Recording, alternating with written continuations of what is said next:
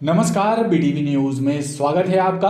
आइए खबरों की शुरुआत करते हैं इस खबर के साथ। विधानसभा चुनाव में उत्तर मध्य विधानसभा के भाजपा प्रत्याशी अभिलाष पांडे की जीत होने पर क्षेत्र की जनता के प्रति आभार व्यक्त करने जन आभार यात्रा निकाली गई।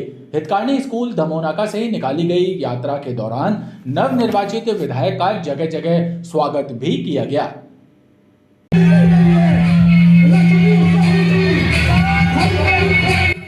उत्तर मध्य विधानसभा के भाजपा प्रत्याशी अभिलाष पांडे की जीत के बाद क्षेत्र की जनता के प्रति आभार व्यक्त करने के लिए जन आभार यात्रा निकाली गई। दमोनाका से निकाली गई यात्रा के दौरान नवनिर्वाचित विधायक अभिलाष पांडे ने जनता के प्रति आभार व्यक्त करते हुए कहा कि वो उनकी उम्मीदों पर खरा उतरेंगे और जो वायदे उन्होंने किए हैं उसे पूरा करने के लिए कार्य करेंगे। ये विजय जुलूस है उन कार्यकर्ताओं का जिन्होंने भारतीय जनता पार्टी के लिए काम किया है। ये विजय जुलूस उनको समर्पित है जो भारतीय जनता पार्टी के कार्यकर्ता हैं और जनता ने जो अपार आशीर्वाद दिया है, पूरी जीत जनता के चरणों पर समर्पित करता हूं और नेता नहीं बेटा बनकर आया हूं, इसलिए आशीर्वाद मांगने के लिए निकला हूं। पहला कौन सा काम है जो उत्तर मध्य में जो आप पहले करेंगे, उसकी आवश्यकता थी? सबसे पहला काम तो मैंने आज कर ही दिया। ये आभार यात्रा बुधवार के दिन निकालनी थी, लेकिन व्यापारियों को परेशानी ना हो, आम नागरिकों को परेशानी ना हो, तो किसी को समस्या ना हो, इसलिए मंगलवार का दिन चुना है ताकि पूरा मार्केट बंद रहे और किसी को समस्या नहीं हो। जन आभार यात्रा के दौरान नवनिर्वाचित विधायक का जगह जगह स्वागत किया गया। स्कूल शिक्षा विभाग द्वारा आयोजित होने वाली परीक्षा रुक जाना नहीं का टाइम टेबल घोषित कर दिया गया है। कक्षा 10वीं और 12वीं की ये परीक्षाएं 12 से 30 दिसंबर तक चलेंगी। इनके लिए 4 केंद्र बनाए गए हैं। हाई स्कूल एवं हायर सेकेंडरी बोर्ड परीक्षा में असफल हुए छात्र छात्राओं का साल खराब न हो, इसके लिए रुक जाना नहीं योजना के अंतर्गत परीक्षा आयोजित की जाती है। कक्षा 10वीं एवं 12वीं के लिए ये परीक्षा 12 दिसंबर से 30 दिसंबर के बीच आयोजित होगी। इसके लिए जबलपुर में 4 परीक्षा केंद्र बनाए गए हैं। रुक जाना नहीं, कक्षा 10 एवं 12 की परीक्षाएं 12 दिसंबर से चालू हो रही हैं और जबलपुर में इसके 4 केंद्र प्रपोज किए गए हैं। एक MLB स्कूल, कमला नेहरू स्कूल, मॉडल स्कूल और बिहार बाग स्कूल, 4 जगह ये परीक्षाएँ होंगी और दोपहर में 2 बजे से होंगी। परीक्षा उपयुक्त समस्त व्यवस्थाएं उसके पूर्व संपन्न कर ली जाएंगी। अधिकारियों का कहना है कि इस दौरान यदि कोई अवकाश पड़ता है तो परीक्षा टाइम टेबल के मुताबिक ही होगी। नगर निगम के विभागीय अधिकारियों द्वारा जवाब तैयार नहीं कराए जाने के कारण कोर्ट में लंबित प्रकरणों की संख्या बढ़ती जा रही है। सूत्रों से प्राप्त जानकारी के मुताबिक लंबित प्रकरणों की संख्या 745 के करीब है और करीब 400 प्रकरणों में अधिकारी जवाब नहीं दे रहे हैं, जिसके चलते निगम आयुक्त को कोर्ट की फटकार सुनना पड़ती है। होना चाहिए, अगर पेमेंट नहीं है तो ही नहीं होगा, बस ये कंडीशन। नगर निगम की भवन शाखा, अतिक्रमण विभाग और स्थापना शाखा से संबंधित करीब 747 केस जिला न्यायालय एवं उच्च न्यायालय में लंबित हैं, जिनमें से मात्र 345 केसों में विभागीय अधिकारियों ने जवाब प्रस्तुत कराए हैं। बाकी 400 प्रकरणों में विभागीय अधिकारी जवाब प्रस्तुत तक नहीं कर रहे हैं, जिसकी वजह से समय समय पर निगम आयुक्त को कोर्ट की फटकार खानी पड़ती है। लेकिन अब नगर निगम कमिश्नर स्वप्निल वानखड़े ने लंबित प्रकरणों पर अधिकारियों से पूछताछ प्रारंभ कर दी है। शासन से पैसा नहीं आया, इसलिए आप पेमेंट नहीं कर पाते। अभी भी हमारे पास सरप्लस में है, ठीक है, लिमिट पूरा करना। निगम आयुक्त द्वारा अब अधिकारियों से सवाल पूछा जा रहा है, वर्षों से लंबित प्रकरणों पर कोर्ट में जवाब प्रस्तुत क्यों नहीं किए गए। इस बात को लेकर अधिकारियों में हड़कंप मचा हुआ है।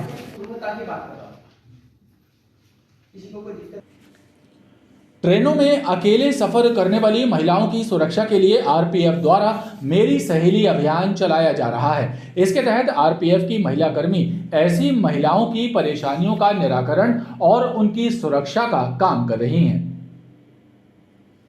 महिला यात्रियों की सुरक्षा के लिए रेलवे द्वारा मेरी सहेली अभियान चलाया जा रहा है। इस नई पहल में आरपीएफ की टीम ट्रेन में अकेले सफर करने वाली महिलाओं के पास जाकर उनसे बात करती हैं और परेशानी होने पर उनकी समस्या का त्वरित निदान करती हैं। आरपीएफ कमांडेंट अरुण त्रिपाठी ने बताया कि इस नई मुहिम से महिला यात्रियों में सुरक्षा की भावना बढ़ी है।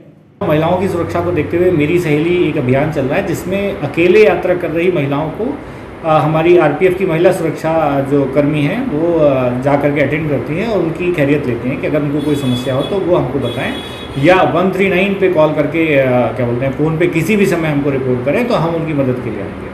कमांडेंट ने बताया कि 139 नंबर पर कॉल करने से महिला यात्रियों तक तुरंत सहायता पहुंचाई जाएगी।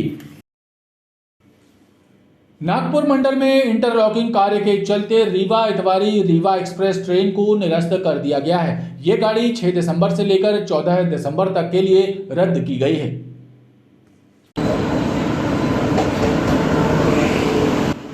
दक्षिण पूर्व मध्य रेलवे नागपुर मंडल के राजनांदगांव कलमना रेल खंड पर तीसरी रेल लाइन के लिए कान्हान जंक्शन स्टेशन पर इलेक्ट्रॉनिक इंटरलॉकिंग कार्य किया जा रहा है। लिहाजा इस दौरान इस मार्ग से होकर गुजरने वाली रीवा इतवारी रीवा ट्रेन को प्रारंभिक स्टेशन रीवा से 6, 9, 11 और 13 दिसंबर को निरस्त किया गया है। वहीं वापसी में 7, 10, 12 और 14 दिसंबर को निरस्त की गई है। राजनांदगांव कलमना सेक्शन में तीसरी लाइन वर्क की नॉन इंटरलॉकिंग की वजह से रीवा इतवारी एक्सप्रेस को दिसंबर माह में 4 दिन के लिए रद्द किया गया है, जिसमें रीवा से चलने वाली ट्रेन दिनांक 6, 9, 11 एवं 13 को रद्द रहेगी एवं इतवारी से चलने वाली ट्रेन 7, 10, 12 एवं 14 को रद्द रहेगी। महादेव के अवतार भगवान काल भैरव की आराधना के पर्व भैरव अष्टमी पर गढ़ा क्षेत्र स्थित मंदिर में भक्तों द्वारा पूजन अर्चन किया गया और पिछले 39 वर्षों से चली आ रही परंपरा का निर्वहन करते हुए 101 गंज खीर का प्रसाद भी वितरित किया गया। गढ़ा बाजार स्थित काल भैरव मंदिर में सुबह से ही भक्तों की भीड़ लगी रही। अवसर था भैरव अष्टमी का। श्रद्धालुओं के द्वारा भक्तिभाव से पूजन कर परिवार की सुख समृद्धि की कामना की गई।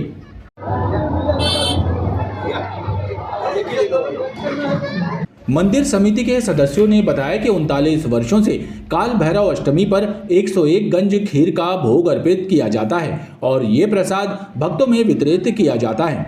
इस बार भी मंदिर में धार्मिक आयोजन संपन्न हुए और खीर का प्रसाद बांटा गया। यह मंदिर गढ़ा बाजार में स्थित है। काल भैरव मंदिर के नाम से गढ़ा बाजार में स्थित है। रानी दुर्गावती काल का चबूतरा था, उस समय की मंदिर है। यहाँ बाजन मठ और काल भैरव मंदिर 2 स्थान ही थे। वो स्थान था कि 101 गंज खीर का महाभोग का वितरण किया जाता है, जिसमें समस्त स्थानीय और समस्त श्रद्धालुजनों का सहयोग रहता है। इस मौके पर बड़ी संख्या में श्रद्धालुओं ने मंदिर पहुंचकर प्रसाद ग्रहण किया। हनुमानताल थानांतर्गत रजा चौक में 3 दिसंबर को हुए गोलीकांड के मामले में आरोपी बनाए गए एक युवक के परिजनों ने एसपी के नाम पत्र सौंपकर इस मामले की निष्पक्ष जांच कराने की मांग की है। परिवारजनों का आरोप है कि रजा चौक में वारिस मिश्रा पर गोली चलाने के मामले में गगन यादव को भी आरोपी बनाया गया है, जबकि पूर्व में 24 सितंबर को गणेश पंडाल के पास वारिस ने गगन पर गोली चलाई थी, लेकिन गोली उसके साथी को लगी थी। रजा चौक गोलीकांड जो हुआ है उसमें हमारे बड़े भाई को नाजायज तरीके से फंसाया जा रहा है बिना कोई कारणों के, तथ्यों के। हमारे पास सीसीटीवी फुटेज है जिसका डीवीआर हमारे सीएसपी थाने में जमा किया हुआ है हमने कि हम भाई जिस मामले की जांच की जाए, जिस टाइम का आरोपी को बताया जा रहा है कि आरोप उसके ऊपर गोलीकांड जो हुआ है उसके ऊपर, उस गोलीकांड में जिस टाइम बताया जा रहा है उस टाइम पे हमारे बड़े भाई घर पे थे और हमारे पास उस मामले का पूरा सीसीटीवी फुटेज है और हम उस फुटेज को हमने सीएसपी साहब को दिया है। तो इस मामले में बिना कोई जांच के 3/7 की कायमी की गई है बड़े भाई के प्रति, तो हम चाहते हैं कि इस मामले को जांच में लिया जाए। पुलिस ने इस मामले में जांच कराने का आश्वासन दिया है। और आइए अब एक नजर डालते हैं मौसम पर। मिचोंग चक्रवात का हल्का असर प्रदेश में भी नजर आ सकता है और इसके प्रभाव से जबलपुर संभाग में कुछ स्थानों में भी हल्की बारिश होने की संभावना बनी हुई है। मौसम वैज्ञानिकों के अनुसार पश्चिमी विक्षोभ भी सक्रिय हो रहा है। वहीं अधिकतम तापमान में 1 डिग्री की कमी आई है और न्यूनतम तापमान सामान्य से 6 डिग्री अधिक है। अधिकतम तापमान 25.8 और न्यूनतम तापमान 17.4 डिग्री सेल्सियस दर्ज हुआ है। खबरों का ये क्रम लगातार जारी है। आप देखते रहिए BTV न्यूज।